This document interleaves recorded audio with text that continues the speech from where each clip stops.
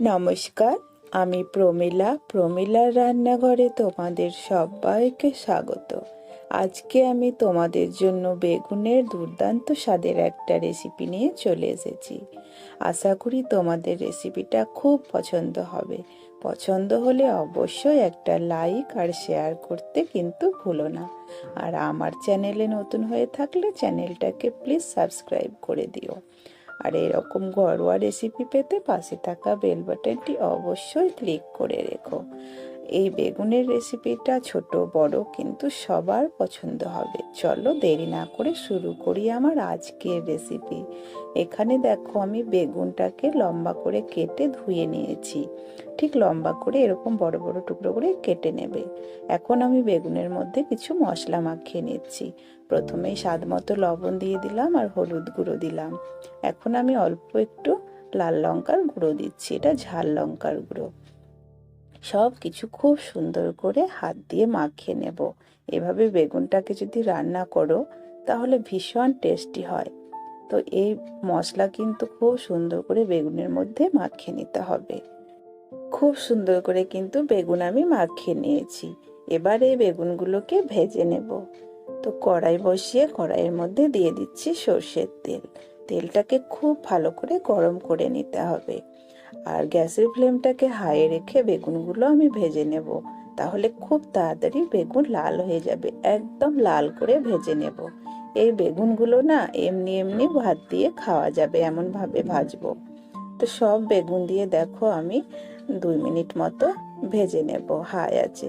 খুব সুন্দর করে নাড়াচাড়া করে বেগুনটাকে ভেজে নিচ্ছি। তো আবারও কিছুক্ষণ পর আমি একটু নাড়াচাড়া করে দিলাম। তো 2 থেকে 2.5 মিনিটের মধ্যে বেগুনটা কিন্তু ভাজা হয়ে গেল। তো দেখো কত সুন্দরভাবে বেগুনটা ভেজে নিয়েছি। ঠিক এইভাবে বেগুনটাকে ভেজে নেবে। এখন কিন্তু আমি বেগুনটা উঠিয়ে নেব। তো তোমরা দেখে বুঝতে পারছো এই বেগুনটা এমনিও খাওয়া যাবে ভাতের সাথে। তো সমস্ত বেগুন উঠিয়ে নিয়ে আবারও ওই কড়াইয়ের মধ্যে দিয়ে দিচ্ছি সর্ষের তেল। তেলটা গরম হতে থাক, ততক্ষণে একটা মশলা আমি পেস্ট করব সেটা দেখে দিই। এখন নিয়েছি আমি 2 চামচ সর্ষে কালো আর 1 চামচ মতো পোস্ত, মিক্সিতে এটা পেস্ট করে নেব। আর এখন তেলের মধ্যে দিয়ে দিলাম 1/2 চামচ 5 ফোড়ন আর একটা তেজপাতা আমি ছিঁড়ে দিলাম। খুব ভালো করে ফোড়নটাকে ভাজা ভাজা করে নিলাম। এখন বড় সাইজের একটা পেঁয়াজ কুচি আমি দিয়ে দিচ্ছি।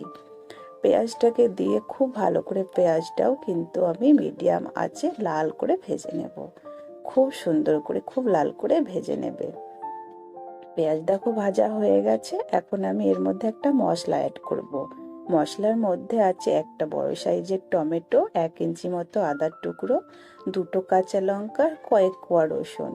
তো তার মধ্যে থেকে আমি 2.5 চামচ মতো মশলা নিলাম, সম্পূর্ণ কিন্তু নিইনি। মশলাটার কাঁচা গন্ধ এখন মেরে নেব। তো কাঁচা গন্ধ চলে গেছে। এখন আমি কিছু গুঁড়ো মশলা অ্যাড করছি। প্রথমে হলুদ গুঁড়ো দিলাম। আর লবণটা কিন্তু বেগুনের মধ্যে দেওয়া ছিল, তাই গ্রেভির জন্য আন্দাজ করে লবণটা এখানে দিলাম।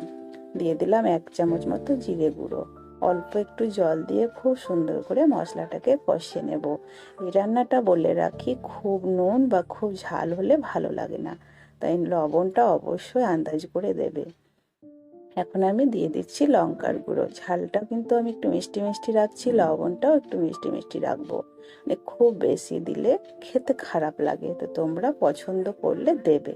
তো মশলা দেখো খুব সুন্দর করে কষিয়ে নিয়েছি। এখন আমি সর্ষে পোস্তর পেস্টটা দিয়ে দিচ্ছি। আর বলে রাখি, সর্ষে পোস্ত পেস্ট করার সময় 1 চামচ টক দই আমি দিয়েছিলাম, একই সঙ্গে পেস্ট করে নিয়েছি জলের পরিবর্তে। তোমাদের কাছে টক দই না থাকলে না দেবে, অসুবিধা হবে না, স্বাদ হবে এমনিতেই। আর থাকলে দেবে। খুব সুন্দর করে এখন মশলাটাকে মিডিয়াম আঁচে কষিয়ে নিচ্ছি। এখন দেখো মশলা থেকে তেল কিন্তু ওপরে ভেসে গেছে। মশলাটা কিন্তু খুব সুন্দর করে কষিয়ে নিচ্ছি। সর্ষে বেশি ভাজলে তেতো হয়ে যায়, তাই খুব বেশিক্ষণ ভাজার কোনো দরকার নেই। এখন আমি দিয়ে দেব জল। জলটা একটু কমই দেব, খুব বেশি জল দেব না, যেহেতু এই রান্নাটা ঝোল ঝোল হবে না। বেগুন সেদ্ধ হওয়ার কোনো ব্যাপার নেই, বেগুন তো আগেই ভেজে নিয়েছি। জল দিয়ে সমস্ত মশলা কড়াই থেকে খুব ভালো করে ধুয়ে নামিয়ে নেবে। এখন দেখো ফুটতে শুরু করে দিয়েছে, একটু নেড়ে দিলাম। খুব ভালো মতো ফুটে উঠবে। তারপরে কিন্তু আমি এর মধ্যে বেগুন ছাড়বো।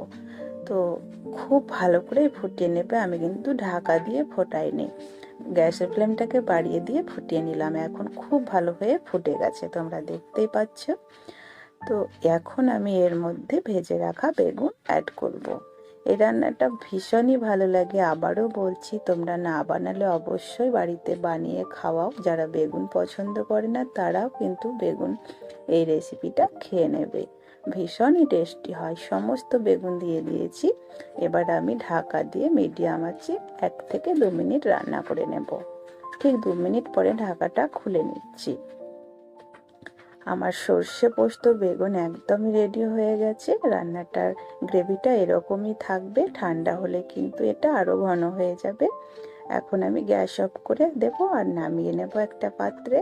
তো তোমাদের রেসিপিটা পছন্দ হয়েছে কিনা আমাকে কমেন্ট করে অবশ্যই জানাবে। ভালো লাগলে লাইক শেয়ার করবে, আর এভাবে বাড়িতে বানিয়ে খাওয়াও বাচ্চাদের, দেখবে সকলের পছন্দ হবে। তো আমি নামিয়ে নিলাম। আমার চ্যানেলে যদি নতুন হয়ে থাকো চ্যানেলটাকে প্লিজ সাবস্ক্রাইব করে দিও, আর এরকম ঘরোয়া রেসিপি পেতে পাশে থাকা বেল বাটনটি অবশ্যই ক্লিক করে দিও। আমি যখনই ভিডিও আপলোড করব তোমাদের কাছে নোটিফিকেশন পৌঁছে যাবে। আজকে এ পর্যন্তই, দেখা হবে পরের ভিডিওতে। ভালো থেকো, সুস্থ